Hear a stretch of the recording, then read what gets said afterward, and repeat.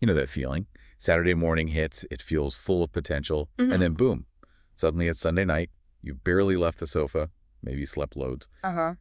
and you wonder, where did my weekend go? If that sounds familiar, well, you are definitely not alone. It's a really strange thing, isn't it? We build up the weekend as this time to recharge, but often we just feel completely drained, maybe even more than Friday afternoon. Yeah. What is going on there? Exactly. And that's what we're getting into today. We're going to unpack this whole idea of weekend exhaustion. We've looked at some really interesting articles featuring insights from experts in Dubai, wellness coaches, psychologists. Yeah, they shed some light on it. And our Mm. goal here isn't just to say, oh, yeah, weekend exhaustion is a thing. We want to dig into why, what's driving it. Things like chronic burnout, sleep debt. Yeah, They're big factors. for sure. And more importantly, maybe give you some practical ways to actually get those weekend hours back. Okay, so let's start with a real example. Yeah. We read about Shambhavi Singh. She's a sales professional over in Dubai. Apparently during the week, she's, fine, managing everything. Yeah. But come Saturday, it's like a total energy crash, complete exhaustion. She ends up just staying in bed, missing plans with friends, just overwhelmed. Wow. Yeah. That feeling of your weekend just evaporating, Hmm. it's relatable, right? It really is. And her story kind of highlights that this isn't just feeling a bit sleepy, this weekend exhaustion. It seems to be a genuine, pretty common experience. So what leads up to that crash? Well, that's where the work week comes in. Aliyah Khan, she's a corporate wellness coach, also in Dubai. She paints a picture of the typical week for many people. Constant overdrive, right? Chasing deadlines, back-to-back meetings, the to-do list that just never, ever ends. Sound familiar? Oh, absolutely. It Oh. does. And if you think about what that does to your body, all that pressure. Exactly.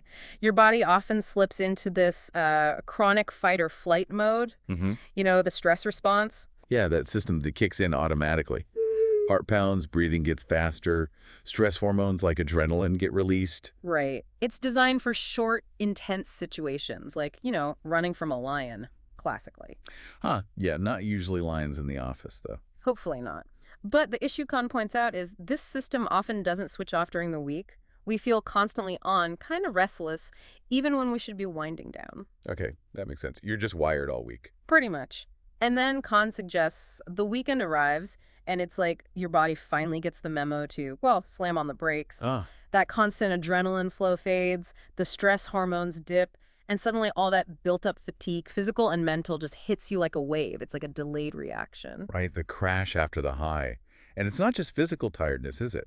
Khan mentions the mental load, too. All the screens, the constant information. Yeah, the nonstop stimulation. By Saturday, your brain is basically just craving Mhm. stillness, quiet. Okay, so that's the burnout side. What about sleep? Well, that's another huge piece of the puzzle. Elizabeth Perry, a clinical psychologist, really focuses on sleep debt. She talks about how our sleep gets messed up during the week. Oh, yeah. Staying up late for deadlines or getting up super early for calls. Or just scrolling on your phone in bed, mind racing. Guilty? We've all been there. And Perry calls the result sleep debt. It's the running total of lost sleep night after night. So you're basically running an energy deficit all week. Exactly. And then the weekend comes along, no alarm clock, fewer demands, and your body just goes, right, payback time. Which explains sleeping in until noon or needing that massive afternoon nap on Saturday. It's your body trying to catch up, trying to repay what Perry calls that massive energy deficit. But there's a culture, right? There is, yeah. Yeah. Perry points out that paradoxically, sleeping way too much or having a really erratic weekend sleep schedule can actually mess up your body clock, your circadian rhythm even more, which can make you feel even groggier come Monday morning. It's tricky. Okay, so it's burnout and messed up sleep. What else is happening, maybe in the brain itself? Well, another psychologist, Fareed Elazar, offers a really interesting analogy. He talks about the frontal lobe, the thinking, planning part of the brain. Yeah, the decision maker. He compares it to a computer CPU. During the week, it's constantly processing, crunching through tasks. Right, working hard. But what happens when you finally stop doing things on the weekend? When you're just daydreaming or spacing out? What happens? Does it just switch off? Not exactly. Elazar says that's when something called the default mode network kicks in. He calls it the brain's vacation mode. Vacation mode. Sounds good. So that's restful, right? It can be, yes. In that state, your brain is actually doing useful stuff, consolidating memories, processing experiences from the week. It's important background work. Okay, but I remember reading there was a potential downside too. a darker side. Yeah, Elazar warns about that. If you have too much completely unstructured downtime, your thoughts can sometimes drift into unhelpful places. He calls it the mental kingdom of darkness. Ooh, dramatic. Ah, yeah. But basically, you might start dwelling on regrets or worrying about the future. Overthinking kicks in. And that can make you feel more tired mentally. Absolutely. More mentally fatigued, not rested.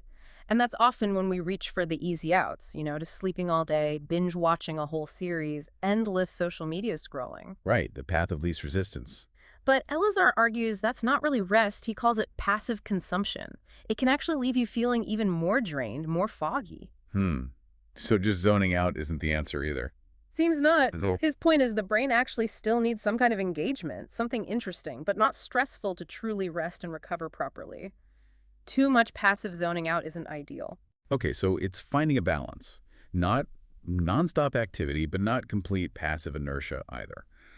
Right? This is all making sense. Given all this, what can people actually do?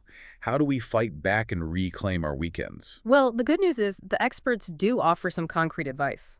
Elizabeth Perry suggests starting by looking at your work situation itself, like really taking stock. Oh, so? Can anything be delegated? Can tasks be redistributed? And crucially, setting clear boundaries around work, saying no sometimes. It's not just about managing workload. It's about protecting your mental energy before burnout hits. Prevention during the week. Got it. What else? Perry also mentions managing the anxiety that often fuels burnout. Simple things like incorporating breath work, maybe a few minutes of meditation, or even just journaling into your routine. Little things can help dial down that constant on feeling. Okay. And screens. They came up a lot. Big time. Both Perry and Elazar really stress being mindful of screen time. A key tip is trying to unplug for at least an hour before bed. That really helps sleep quality, which, as we saw, impacts weekend energy levels. Right. Less blue light, better sleep.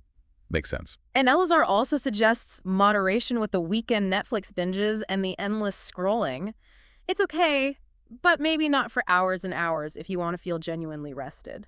So be more intentional even with relaxation. Exactly. It's about actively prioritizing real downtime. Maybe scheduling things you actually enjoy and find relaxing reading, getting out in nature, taking a reasonable nap. Not an all-afternooner that messes up your Sunday night sleep. Precisely. And maybe planning some activities that actually energize you rather than just fill time or drain you further. Think about what genuinely lifts your spirits. Like seeing friends or doing a hobby maybe. Could be, yeah. Whatever works for you. And they also circle back to regular exercise. Great for sleep and stress, but maybe avoid really intense workouts right before bed. Okay. So wrapping this up then, if you're feeling wiped out every weekend, it's probably not just you being lazy. Not at all. It's often a signpost, a signal that chronic burnout and that built-up sleep debt from the week are catching up with you.